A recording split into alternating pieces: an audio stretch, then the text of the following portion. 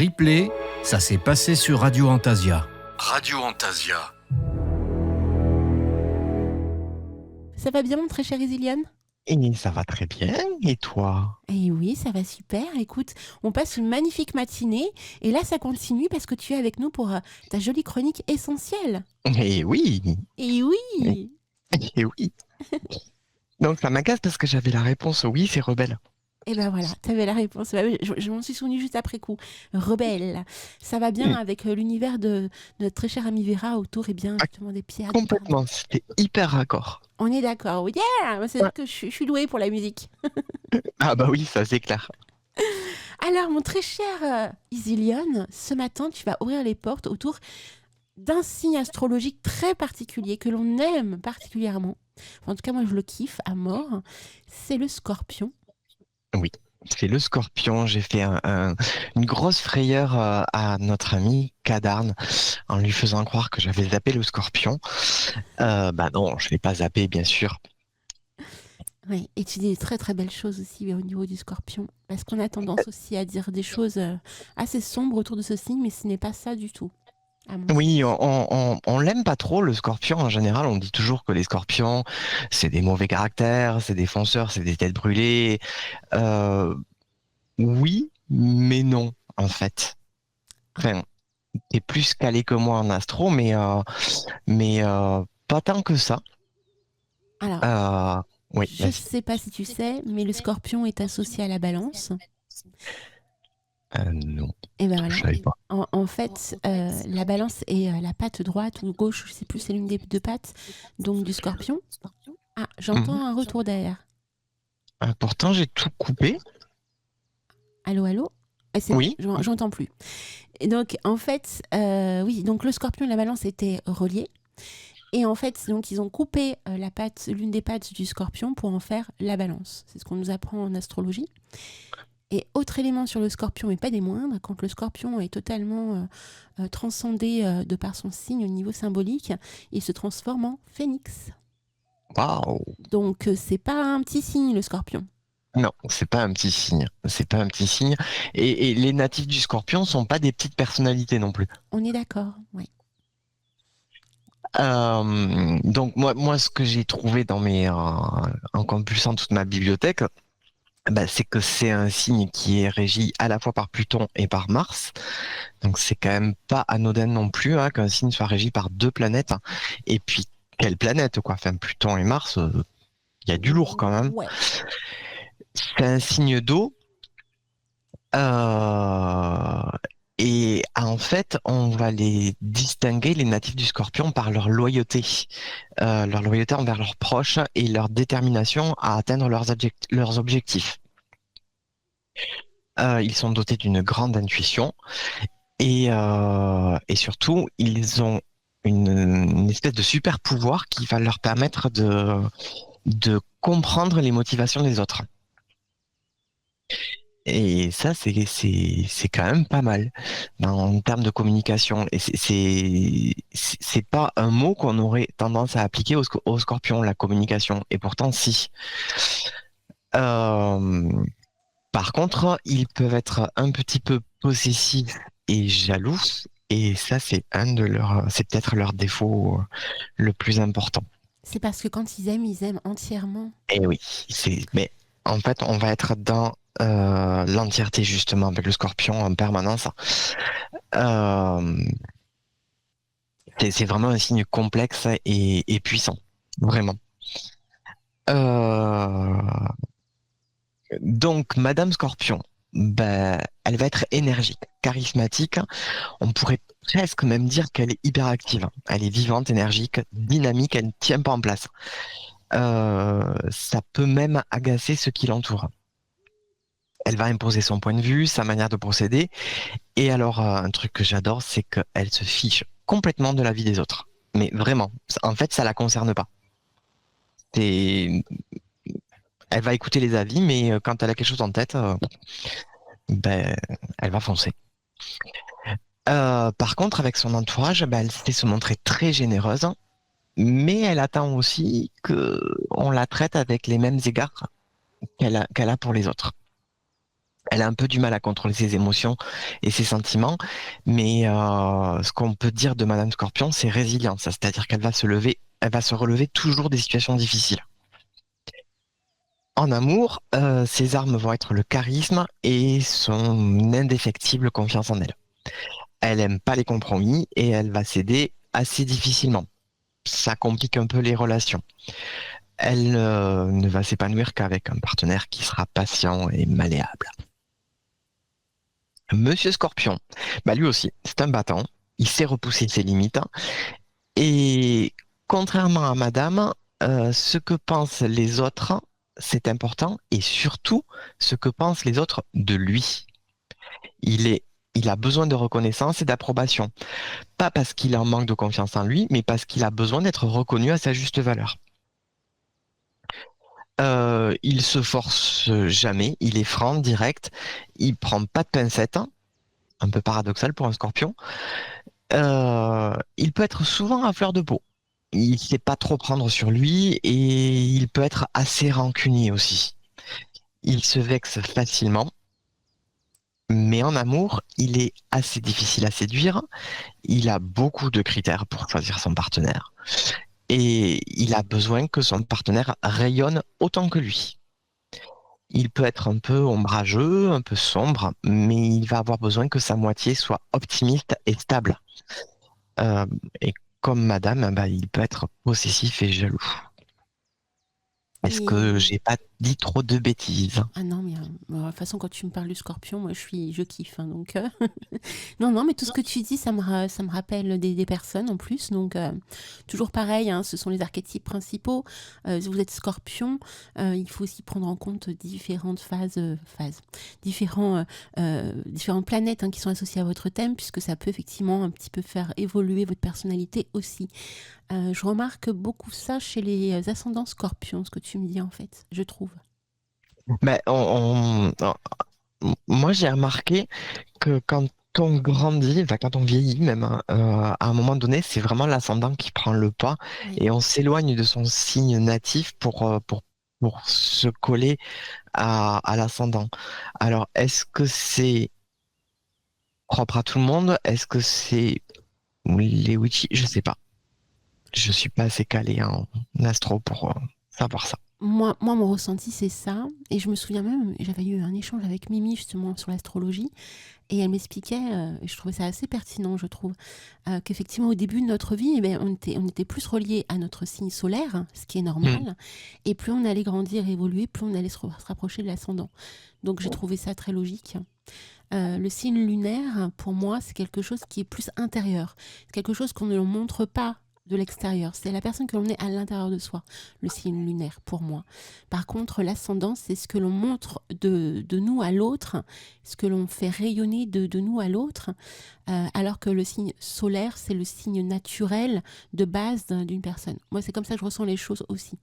Ouais, peut-être qu'aussi quand on est enfant, ben, on est en train de se construire, donc Oui. forcément on s'appuie sur ce qu'on est et qu'à un moment donné la pression sociale fait que on va devoir montrer des choses et que ça va être notre ascendant qui se met en place et le vrai soi va être un peu refoulé ou intériorisé en fait peut-être. Tout à fait.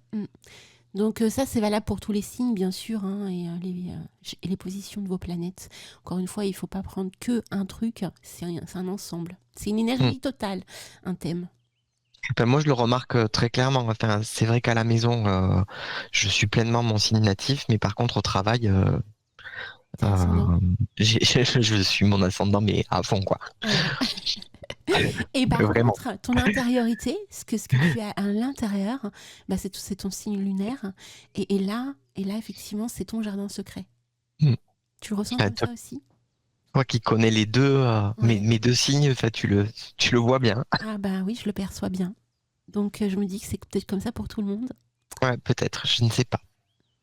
Bon, quoi qu'il en soit, si vous connaissez des natifs du Scorpion, pour résumer, ou si vous-même vous êtes Scorpion, hein, bah, mais les 10 points de résumé. Ben, il va se montrer fier et orgueilleux, il est très doué en politique, il met très longtemps à faire confiance et à avoir des amis, mais ensuite il est extrêmement fidèle. Je dis il, mais c'est un il général, hein. Il brille par ses idées inattendues et créatives. Il sait faire preuve de courage, de témérité, mais parfois il a besoin de reconnaissance pour être heureux. Il adore défier les interdits. Ça, il adore ça. Ils ont une petite tendance à la jalousie et à la possessivité. Il est rapide et efficace dans ce qu'il entreprend. Et aussi, c'est quelqu'un de sûr. Il sait tenir un secret. Ah bah oui, si un scorpion sait pas tenir un secret, il y a un problème, hein. C'est clair. Il y a un problème dans C'est le clair. thème, hein, moi je te le dis. Bon, en même temps, le scorpion, il déteste les commérages, hein. Ça l'intéresse pas du tout, hein. Donc, en général, en général. Donc, quelle huile j'ai choisi pour aider notre scorpion?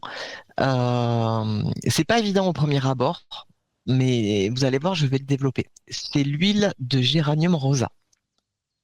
Alors, le géranium rosa, ben, c'est le géranium qu'on a sur nos jardinières, hein. C'est lui.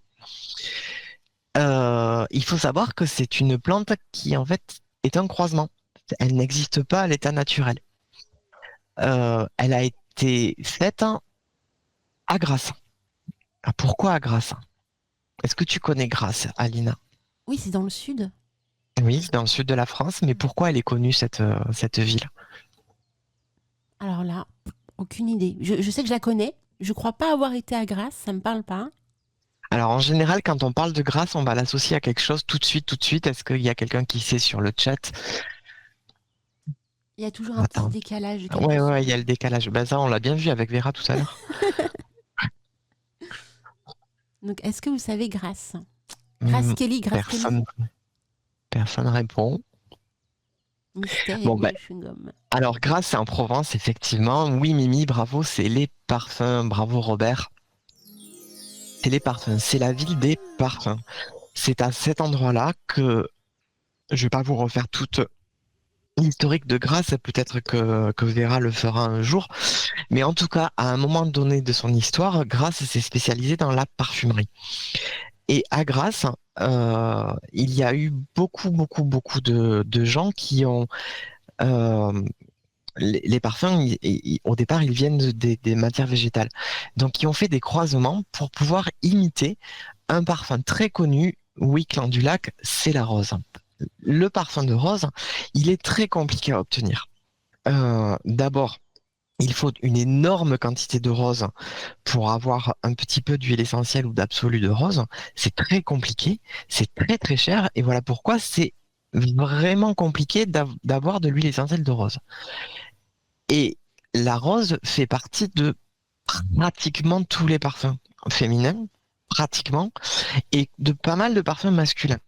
Donc du coup, pour pouvoir vendre les parfums, il faut qu'on trouve une alternative à la rose.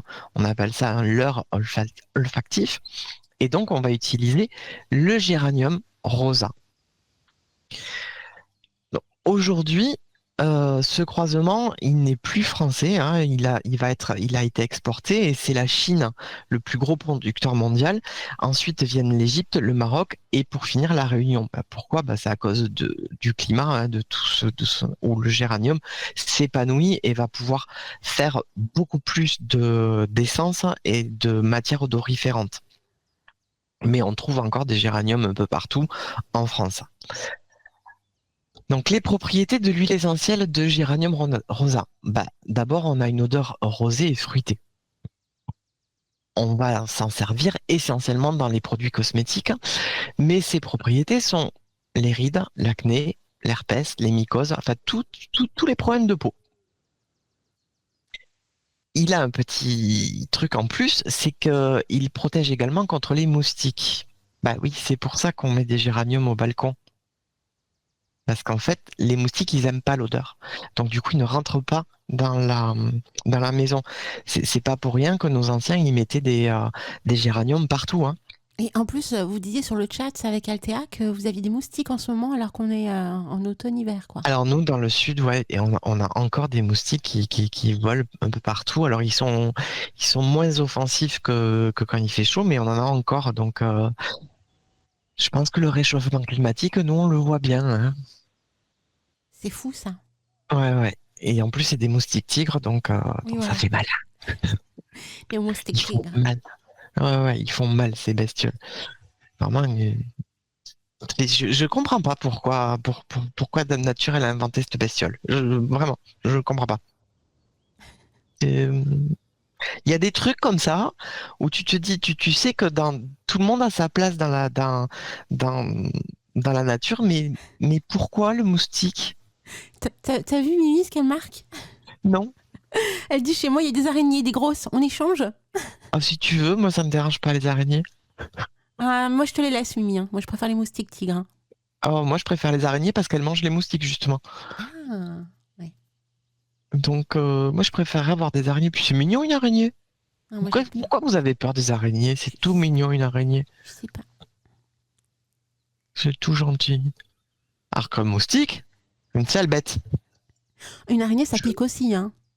Mais pas du tout. Ça peut piquer une araignée. Bah si, ça peut être dangereux, une Alors araignée. ça ne pique pas une araignée, d'abord ça mord. Oui, ça Ça ne mord. pique Bah, pas. c'est pas... Ouais. Fallait bien que je la mette, hein. Ouais. Et, Là, tu me fais et encore plus ensuite, flipper si ça mord, hein. Tu me fais ça, encore plus ça, peur. Voilà. ça mord non pas pour se nourrir, ça mord pour se défendre. Si une araignée vous mord, c'est que vous l'avez dérangée. Oui, mais à un moment donné, je veux dire, les araignées, chacun son endroit, hein. Bah, attends, Alina, je pense que si on vient t'embêter, tu vas te défendre. Bah oui, non, mais je sais, je l'ai vécu, je le Bon, sais bah bien. voilà. Bah oui, Bah, l'araignée, c'est pareil. oui. Alors que l'araignée, quand tu as une araignée dans ta maison, bah, tu vas pas avoir de moustiques, justement, parce qu'elle va les manger. Mhm. Bah ouais. Et Moi, elles je suis mangent trop aussi les content quand je vois une papillons. araignée chez moi. Elles mangent aussi les papillons, les araignées, hein, pour info. Oui, oui. Bon, elles mangent tout ce qu'ils veulent. Oui. C'est tout Peut-être mignon, pour ça que j'aime pas les araignées, peut-être, hein. Ouais, peut-être. Alors que les moustiques, ça te mange toi. En plus, c'est les filles moustiques qui mangent. Enfin, je vais pas rentrer dans ce débat, hein, mais voilà, c'est les filles, hein, moustiques. Et Mimi, elle dit, alors, les araignées, elles me mordent quand je dors. Je ne sais pas ce que j'ai fait pour les embêter quand je dors. Mais tu leur dors dessus.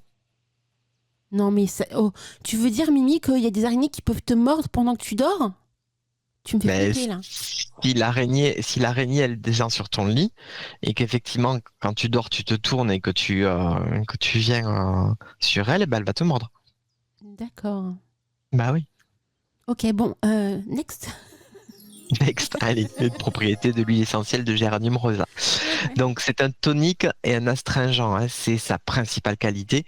Elle va crisper les muqueuses et resserrer les tissus cutanés. Donc c'est pour ça qu'elle est vachement bien en soin de peau parce que bah, ça fait alors, je vais être hyper présomptueux en disant effet lifting, hein, parce que parce que non, quand même pas. C'est pas parce que vous mettez de l'huile essentielle de géranium rosa que vous aurez la peau de vos 20 ans. Mais en tout cas, ça resserre les tissus cutanés un petit peu. Elle est anti-infectieuse. Elle a un spectre antibactérien très important, particulièrement sur les infections cutanées, hein. C'est vraiment l'huile de la peau. Elle est antifongique aussi. Elle a un petit effet anti-inflammatoire. Euh, Tout petit effet antispasmodique, on va lui préférer d'autres huiles pour ça, mais ça peut marcher. C'est un décontractant. En fait, c'est l'odeur, hein. Quand on sent du géranium rosa, on a cette odeur de rose qui va nous apaiser. Elle est insectifuge. Ah, bah, c'est parce qu'elle a du géraniol et du citronellol. Donc, elle va repousser les moustiques, comme je vous ai dit, mais pas que, hein. Ben, il y a pas mal d'insectes aussi qu'elle va repousser. Les mouches non plus n'aiment pas ça. Et elle est cicatrisante, hein, puisqu'elle va accélérer la réparation des tissus, euh, puisque de par son activité anti-inflammatoire et tonique. Voilà. Donc c'est un bon cicatrisant. Comment on va s'en servir? Bah, elle est interdite aux femmes enceintes de moins de 3 mois. Euh, on peut s'en servir par voie respiratoire, en application cutanée, il faut la diluer par contre, hein.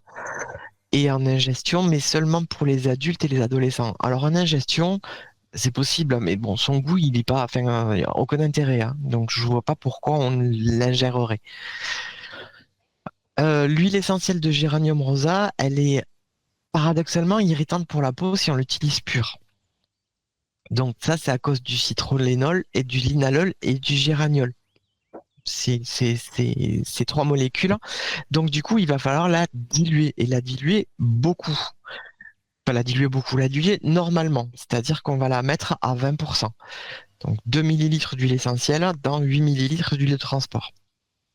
Si vous avez des questions sur ces dilutions, hein, parce que c'est vrai que je m'attarde pas trop là-dessus, parce qu'on en a beaucoup parlé lorsque je faisais la Bubble Witch et sur la première saison de l'essentiel. Si vous n'avez pas écouté tout ça, n'hésitez pas à me contacter, hein, je vous répondrai. Euh, alors, je vous réponds pas forcément tout de suite, parce que je vois pas forcément les mails tout de suite. Et ils peuvent passer dans mes spams parfois, mais je regarde quand même assez régulièrement. Donc, n'hésitez pas à me contacter à easylion@radioantasia.fr. Donc, n'hésitez pas à me poser des questions. Elle est à conserver dans un endroit sec, à l'abri de la chaleur, de l'humidité, et comme d'habitude, ne pas la laisser à la portée des enfants. Les enfants, on ne joue pas avec les huiles essentielles, hein. C'est pas bien, faut pas le faire. Écoutez tonton Isilion. Alors, les propriétés magiques. Elle est associée à Vénus. Jusque-là, c'est logique. Elle est associée au Taureau et pas au Scorpion. On verra pourquoi plus tard. Je la traite pendant les Scorpions. Son élément, c'est l'eau. Ses pouvoirs, c'est l'équilibre, la guérison, la protection, l'amour. L'énergie du géranium, elle va nous rappeler qu'on est anti-fort et protégé. La magie du géranium, elle n'est pas offensive, elle est défensive. C'est la senteur de rose qui va améliorer l'humeur et qui va nous fortifier. Elle va nous rappeler que la dépression, la maladie, les mauvais sorts, ce sont des parasites. Pour les Grecs, on appelle ça des miasmes. Ils frappent quand on est le plus faible et que on peut se protéger grâce au géranium. L'harmonie, c'est la caractéristique du géranium. Comme je vous le disais tout à l'heure, les plates-bandes de géranium qui sont un peu partout, c'est pas pour rien. Donc, lorsque vous allez diffuser une goutte d'huile essentielle de géranium rosa dans de l'eau pour calmer les situations tendues, vous allez vous sentir tout de suite apaisé. Et c'est là qu'on rentre notre scorpion en jeu, en fait. Une discussion difficile que vous avez avec votre scorpion, ben, hop, un peu de géranium, et ça va apaiser tout le monde. Le scorpion comme vous. Ça va vous aider aussi à arrêter la dispute entre les collègues, entre les enfants. Et ça va calmer les émotions, ça va réguler notre petit scorpion. Donc, le géranium, hop, on le diffuse et ça met fin aux querelles entre toutes les personnes présentes. Le géranium, il a aussi une réputation de guérisseur, que ce soit dans le domaine physique ou émotionnel. Il va inspirer la compassion. Donc, c'est une bonne huile à utiliser sur le long terme parce qu'elle va favoriser le travail de guérison, mais aussi aider à dissiper la fatigue empathique de celui qui va l'aider, donc du praticien. Donc, c'est bien pour les soignants. Un peu de géranium, ça va vous rebooster un petit peu. Et ça permet d'améliorer l'humeur. J'ai trouvé dans la littérature un petit sortilège qui est assez connu, mais simple. Donc, c'est la lettre du cœur brisé. Donc, après une rupture sentimentale dont vous n'arrivez pas à guérir, faites une lettre à votre ex. Mais allez-y, hein, vous desservez tout ce que vous avez à dire. Vous censurez pas, hein. Mettez tout sur le papier, tout ce que vous ressentez. Peu importe si la lettre elle prend 4 pages ou si elle prend 3 lignes. peu importe si elle est pleine de fautes, ou si le style il est pas bon, ou si l'enchaînement d'idées ça n'a pas de sens. On s'en fiche, hein. Videz tout. Videz, videz, videz, videz. Il faut que la lettre, elle soit le plus libératrice possible. Là, j'ai envie de vous dire, soyez le scorpion qui mâche pas ses mots. Et dites tout. Ne prenez pas de gants, ça sert à rien non plus. Donc, lâchez tout. Une fois la lettre terminée, vous allez l'asperger de quelques gouttes d'huile essentielle de géranium rosa. Et là, vous la brûlez. Grâce au géranium, vous allez vous sentir plus apaisé. Et surtout, il va embarquer avec vous tout ce que vous avez mis sur cette lettre. Tout ce que vous avez posé sur cette lettre ne vous appartient plus. Ça y est, c'est parti. Et vous allez vous sentir un peu mieux. C'est un super rituel, hein, Isiliane. C'est pas Ouais. bête de rajouter des rituels en plus. Eh ben, j'essaye d'en mettre de temps en temps parce que je crois que c'est ce que les auditeurs attendent. Tout à fait. Je commence à voir un petit peu les retours des questions du questionnaire, du sondage, et pas mal de retours par rapport à la pratique magique, des rituels, des choses comme ça, les enchanteurs. Ce qu'ils souhaitent. Donc, Donc, ouais, j'essaye d'en mettre de temps en temps. eh ben, c'est super. Waouh. Voilà.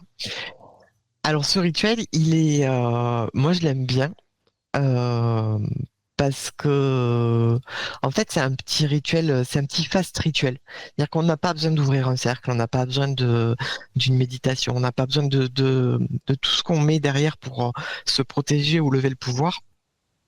Là, on est sur l'émotion. Et, euh, et on va agir tout de suite. C'est-à-dire qu'on se sent pas bien, bim, on y va, on fait ce petit truc-là et ça va nous aider. Donc, je le trouve plutôt pratique. Et pour le coup, même si on n'est pas un sorcier qui pratique une sorcière qui pratique tout le temps, bah, c'est un petit rituel qu'on peut faire, un petit peu comme les Bubble Witch, comme les Bottle Witch. Voilà. Donc je trouve ça plutôt sympa pour débuter. En tout cas, c'est sympa. C'est magnifique, hein. Ça aide Voilà. aussi à faire sortir un petit peu tout l'émotionnel relié justement au fait d'avoir été séparé de cette personne aussi. Donc, c'est vrai. Exactement. Exactement. On est dans le principe de. Après, c'est pas. Alors, certes, c'est un petit rituel magique, on est d'accord, parce on va le faire avec l'intention derrière, hein. Enfin, tout le pouvoir va être levé par notre propre intention. C'est aussi une technique de base. Enfin, lorsqu'on dépose sur le papier, lorsqu'on couche quelque chose sur le papier, on s'en dépossède, on le livre à quelqu'un. Et du coup, cette chose ne nous appartient plus. Elle est partagée et du coup, elle est moins lourde à porter. Ah, totalement, totalement. Voilà. Et parfois même, elle est tellement moins lourde qu'on arrive à s'en débarrasser. C'est vrai. Euh, Bah, le géranium, voilà, c'est un allié précieux hein, pour tous ces troubles émotionnels. Il va inspirer courage, confiance et calme. C'est un équilibrant qui va aider à soulager la dépression aussi. Ça peut agir comme un stabilisateur d'humeur, mais attention, c'est temporaire. C'est vraiment le temps d'aller consulter un professionnel de santé. Vous n'allez pas vous soigner une dépression avec du géranium. La magie, c'est pas un substitut des services médicaux. On le répète tout le temps, tout le temps, tout le temps. Ça va vous, c'est une petite béquille, si vous voulez. Mais la béquille, ça ne soigne pas. Ça compense. Donc, si vous vous sentez un peu déprimé, vous pouvez ouvrir une bouteille d'huile essentielle de géranium pour essayer de vous apaiser. Si vous voyez que ça perdure, bah, il est temps d'aller consulter. Ou si vous vous sentez pas très très très bien, que vous prenez rendez-vous avec un psychologue et que le psychologue vous dit bah, je ne peux pas vous recevoir avant 15 jours, voilà, le géranium va vous aider à passer ces 15 jours. Mais ça vous soignera pas. Le géranium, il peut aussi aider à combattre la routine. Donc, si la routine s'installe, si les choses stagnent, que vous avez l'impression que c'est toujours, que vous vivez toujours la même chose, le même jour, et ainsi de suite, que vous avez besoin un peu de fun dans votre vie, un peu de joie, et que Disneyland c'est trop loin ou trop cher, eh ben, un peu de géranium. Ça va vous aider. Avec de la bergamote, hein, ça va remonter le moral d'un peu tout le monde. Une goutte de géranium et une goutte de bergamote dans votre diffuseur, ben hop, vous allez vous sentir mieux en un rien de temps. Dans les parfums, ta partie préférée, Alina, euh, et tu vas voir que c'est assez étrange. Il est toujours en note de tête, ok, mais dans des parfums masculins, que masculins. Pour les parfums féminins, ben, on va préférer la rose. C'est plus suave, c'est plus Oui, capiteux. la rose. Et oui, donc on va donner la rose à mesdames et nous les garçons, on va garder le géranium. On va avoir cette même note fleurie, sucrée, suave, mais moins capiteuse, moins féminine. Donc on va le trouver dans Cacharel pour homme, de Cacharel, Azzaro pour homme, d'Azzaro, ou l'eau d'Azzaro, ou dans Boss Sélection du Go Boss. Et bien sûr, dans le Kouros d'Yves Saint-Laurent, évidemment. Et un truc qui a beaucoup, beaucoup surpris Mimi, est-ce qu'il y a des garçons sur le chat? Oui, on a Robert, je suis sûr qu'il a connu Robert. Vivran, je ne sais pas si c'est un garçon ou une fille. Et on a Sylvain. Euh, Est-ce que tu sais dans quoi il est? Enfin, toi, tu le sais puisque tu as le plan, mais il est dans un truc que nous, les garçons, on a tous eu à notre adolescence. Dans un parfum, mais on l'a tous eu. Question du jour, les amis. Ouais. Tu le savais, toi, Alina, ou pas? Ah non, je savais pas. D'accord. Bon, ben, personne répond. Ils sont endormis ce matin, les enchanteurs. Ouais, ils sont tous endormis. Euh, Là, à la fin de ma chronique, vous prenez tous votre huile de géranium et vous en diffusez un petit peu là, les gars. Et les filles aussi d'ailleurs. Bah, dans Brut de Fabergé. Ah ouais. Ouais. Vous savez, le premier déodorant qu'on a quand on est ado là et que on va demander à papa ou maman de nous acheter du déodorant et qu'on est tout gêné parce que ça y est, on commence à se sentir un peu âgé, mais voilà. Et que donc, papa, maman, bah, qu'est-ce qu'ils font? Ils vont faire les courses et le premier qui vient, bah, c'est Brut. Et voilà. Ah, il y a Vera qui dit Scorpio. C'est vrai que j'ai pas Non, pensé. Ouais. bah, c'était celui-là où, enfin, c'est Scorpio ou Brut, mais voilà. Mais non, c'est Brut. Et c'est pas C'est pour Brut de rien Fabergé. que ça s'appelle Scorpio aussi, hein. C'est marrant d'ailleurs. Ça s'appelle Scorpio. Scorpio, il est plus agressif que Brut. Ah. Il est, ça fait plus macho, tu vois? C'est, Ça y est, je suis un adulte. Je suis en ouais. Brut. En général, les parents, ils vont pas l'acheter Scorpio. C'est, c'est, euh, c'est les, euh, c'est les enfants qui vont passer à Scorpio parce que eux, ils ont envie de grandir. Parce que justement, les parents, ils trouvent que enfin, quand on le sent, c'est le gars, quoi. C'est le mâle, tout ça. Et on n'a pas envie d'acheter ça pour son petit bout de chou qui est en train de devenir un homme. On veut encore le garder encore un petit bout de chou. Oui. Bah oui. C'est compliqué le passage, là. C'est compliqué pour l'ado, mais c'est compliqué pour les papas, mamans aussi, hein. Pas croire. Voilà, voilà, moi j'ai terminé ma petite chronique. Et c'était J'espère que les merveilleux. scorpions sont contents. Oui, et moi je suis sûre que oui, hein. C'était super. J'en profite au passage. Donc, sur le chat, il y a également Caroline qui vient d'arriver. Coucou Caroline. Il y avait Lina aussi de Demoiselle Étrange qui est passée faire un coucou tout à l'heure. Il y avait Jean-Yves aussi. On vous fait plein de bisous. Oui, je l'ai vu passer, j'en ai voulu. Ah, moi, je l'ai vu qu'après coup, Jean-Yves, le pauvre poussin. Donc, Faut que j'aille le voir. En plus, on habite vraiment pas loin et ça fait 2 ans maintenant que je me dis, ah, quand même, il faut que j'aille chercher des mandragores directement là-bas. Et à chaque fois, je zappe. ah, mais c'est énorme ce que tu me dis. Je savais pas que tu habitais à côté de chez Jean-Yves. Ah, je suis vraiment pas loin, on doit être à 60 km maxi. Mais c'est génial. Tu as tout à portée de main. C'est vrai que dans le sud de la France, vous êtes nombreux, hein, j'ai remarqué. Vous êtes pas mal. Il y en a beaucoup dans le nord-est, pardon. Puis Ouais, dans ouais, le ouais. nord-ouest aussi, hein. Il y Du a la côté de la mafia Bretagne. là-haut. Voilà, il y a la mafia alsacienne, il y a la mafia bretonne aussi. Oui, Il y a ils quelques sont de Lyonnais. plus en plus nombreux.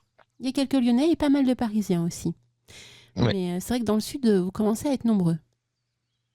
Ben, on vient en force. C'est ça. Et ouais, c'est ça qui est magique. Walou, walou. Bah, Oui, plein de bisous, mon très cher Isiliane. Encore merci pour gros tout. bisous. C'était merveilleux. On t'embrasse bien Mais de fort. rien. Et oui, moi aussi. Et on embrasse aussi tous les enchanteurs. On vous souhaite un merveilleux week-end. Et puis on vous dit à la semaine prochaine pour d'autres aventures. À la semaine prochaine.